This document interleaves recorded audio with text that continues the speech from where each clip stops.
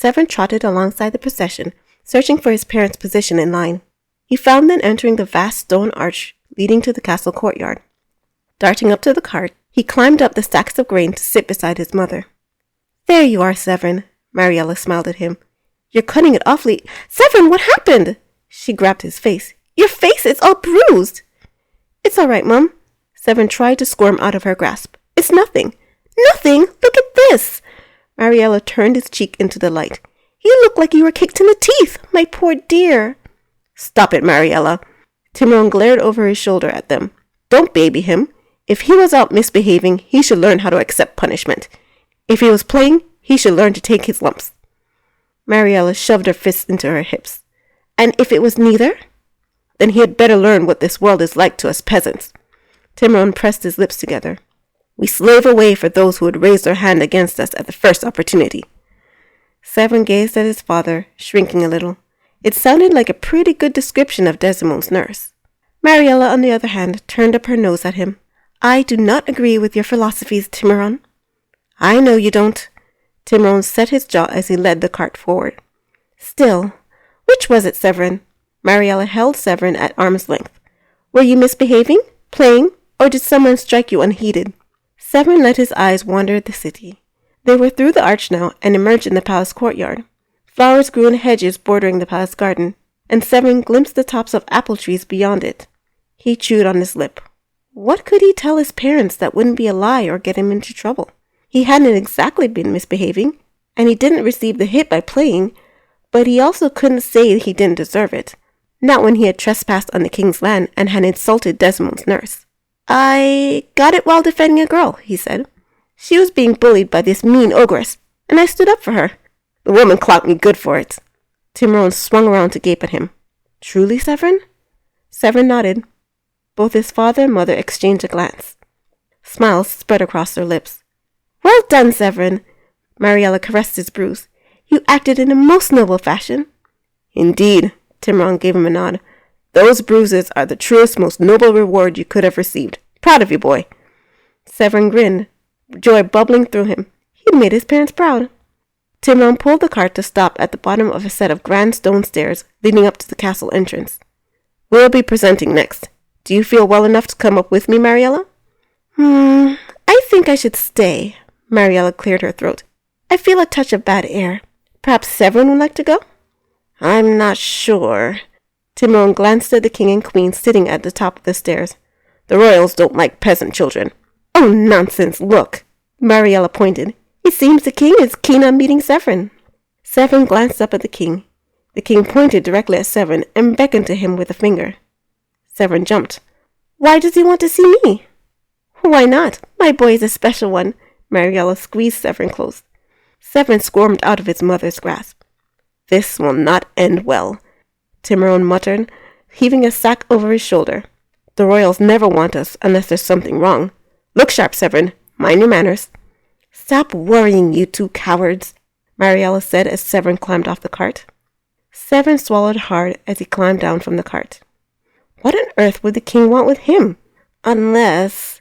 His stomach twisted in knots. Perhaps what he had done to the princess's nurse had reached the king's ears. "Eyes up, Sevrin. Stop looking like a frightened child." Mariella adjusted his shirt. "The princess is out today. I've never seen her at the procession before, so I'll leave it to you to give her these." She placed the bouquet she had harvested that morning in Severin's hands. "Don't forget to show her the flower you chose for her. I'm sure it will make her happy." Sevrin nodded, though sweat started to bead on his forehead. Perhaps with the princess to back him up, he could explain why he had treated the nurse that way. "That's my boy." Mariella smoothed down Severin's hair. Gulping down the lump rising in his throat, Sevrin joined his father in climbing up the stone staircase. As he ascended each stair, his stomach tightened further and further. "It's okay, son." Timon gave him a smile. "It'll be over quickly." Sevrin forced a smile at him. Together they stood before the king and queen. The two royals sat on great wooden chairs carved with ornate designs depicting dragons in flight and knights at arms. The chairs had been set up at the top of the stairs under a pavilion set up to keep the sun off their royal brows. The king, James, was dressed in maroon, red, and gold, and wore a golden crown on his head docked with colorful stones. His dark hair fluttered in the wind. The queen, on the other hand, wore a dress of clean green with a white lacy sheer overlay. Her hair was caught up in a veil similar to the one Maria had been wearing. A silver circlet adorned her forehead. Sevrin felt his nerves shake as he bowed. Who would have thought he'd ever meet the king and queen face to face like this? Sir Apple! Princess Desimone clapped her hands together as she stepped forward. We meet again! Oh, hello, Princess, Sevrin said, his face reddening. He had forgotten how her smile seemed to brighten up the sky. Sir Apple, is it? The king sat back, stroking his beard.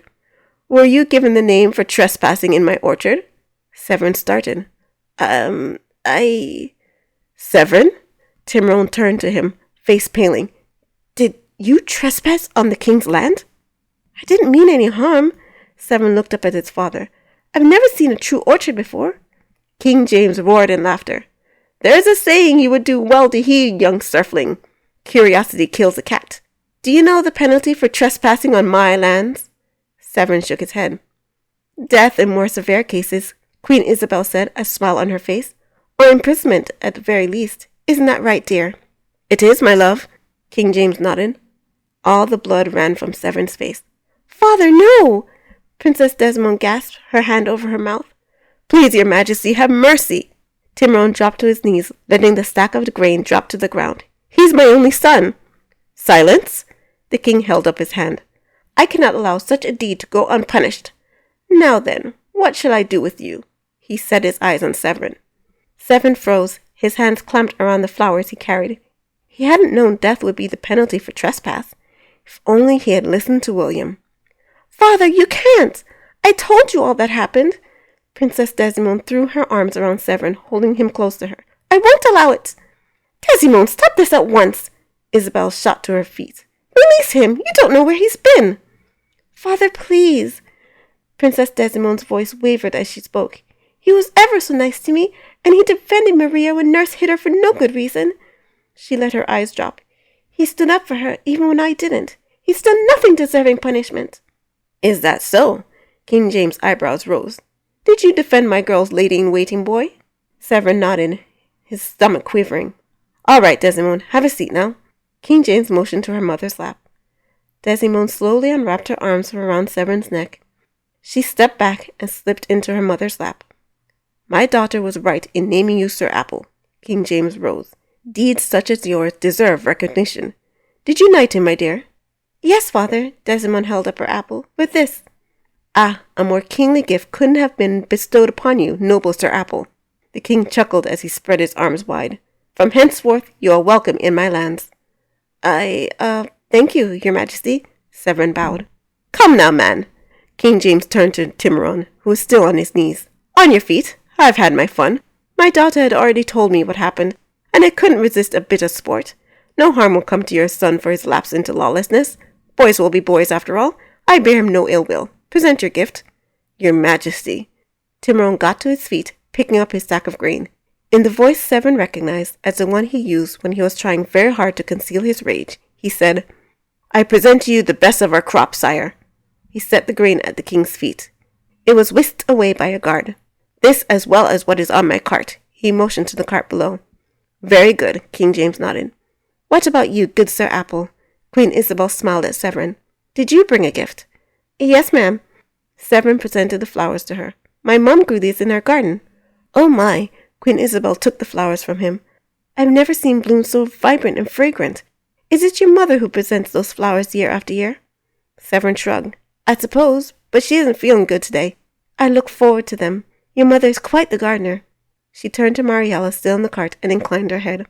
Mariella bowed from her waist in return. I do hope she feels better soon. So do I. Oh, I nearly forgot. Sevrin pulled the peony he had chosen from the bouquet. This one's for you, princess. He handed it to her. I picked it up myself. Oh. Desimone took it from him, cradling it as if it were made of fine glass. It's beautiful. Thank you, Sir Apple. You're welcome, princess, Sevrin said, looking in her eyes. She smiled at him, and his stomach fluttered. Thank you both. King James held out his hand to dismiss them. You have provided us with entertainment we shan't soon forget. Timron bowed and withdrew, his hands clenched in fists. Sevrin, after a bow, scrambled after his father, waving at the princess over his shoulder. When they got back to the cart, Timron led it to the other end of the courtyard, where Sevrin helped him and the guards unload the rest of the grain. After that, they headed home. Timon remained silent the entire way, but once they arrived at their farm, all hell broke loose.